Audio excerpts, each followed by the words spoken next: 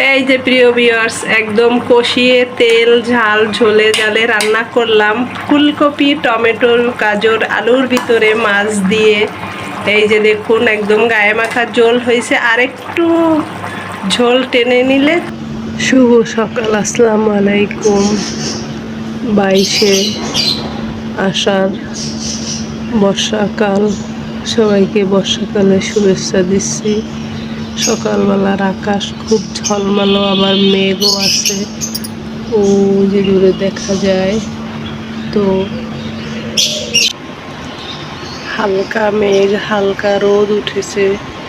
আর আমার বারান্দা বাগানের গাছগুলো নীরবে দাঁড়িয়ে আছে। কাঁঠাল গাছ, লেবু গাছ, এইদিকে আছে কচু গাছ, জাম গাছ, ফুল গাছ, সব কিছু মিলিয়ে।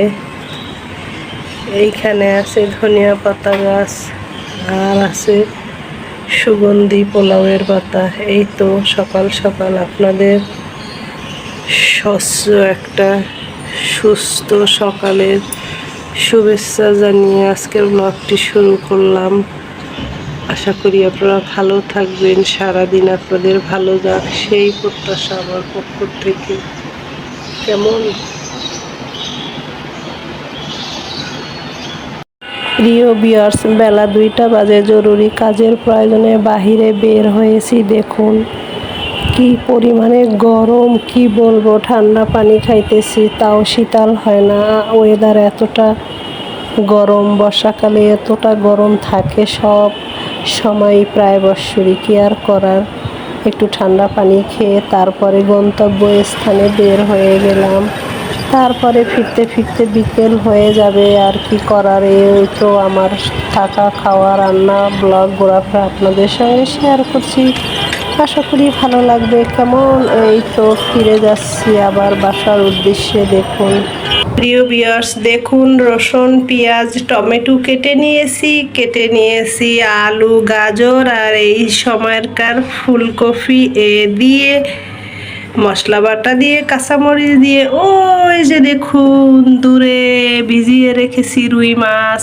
এই মাছ ভালোভাবে ফ্রেশ করে ধুয়ে সব মশলা দিয়ে মাখিয়ে একটা ভাজা করে তারপরে এই সবজি দিয়ে রান্না করব।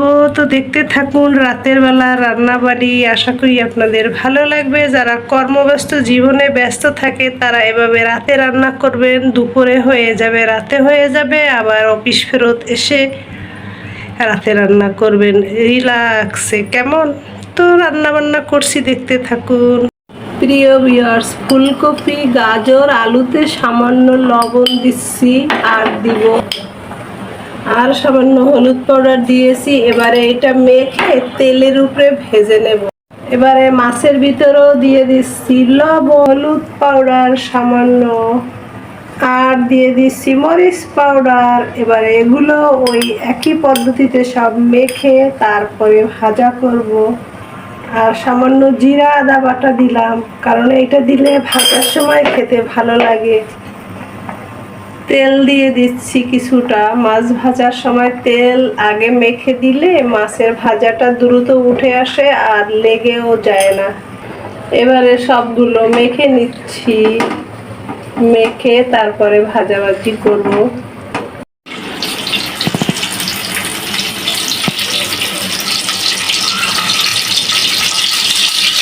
এই যে ফুলকপিগুলো ভাজতে দেওয়া হয়ে গেল। ফুলকপি আলু দিয়ে এভাবে তারপরে ভেজে নিচ্ছি দিয়ে হালকা একটু দাগ লাগলেই ভাজাভাজি হয়ে যাবে। এভাবে সবগুলো ভেজে নিচ্ছি। এই যে দেখুন মাছগুলো ভাজতে দিয়ে দিলাম। ওদিকে ফুলকপিটা, আলুটা, গাজর হয়ে গেছে। তো মাছ ফুলকপি ভেজে তারপর রসা করব। আশা করি আপনাদের ভালো লাগবে। এই যে প্রিয় ভিউয়ার্স, একদম কষিয়ে তেল ঝাল ঝোলে জালে রান্না করলাম ফুলকপি টমেটো গাজর আলুর ভিতরে মাছ দিয়ে। এই যে দেখুন একদম গায়ে মাখা ঝোল হয়েছে, আর একটু ঝোল টেনে নিলে তারপর নামিয়ে ফেলবো আজকে রুই মাছ দিয়ে ফুলকপির রসা। আলহামদুলিল্লাহ প্রিয় ভিউয়ার্স, হয়ে গেছে রান্না বান্না রাতের, এটা দিয়ে গরম গরম খাওয়া হবে আর কি। আজকের মতো বিদায় নিছি, ভালো থাকবেন, সুস্থ থাকবেন, কেমন? আল্লাহ হাফেজ।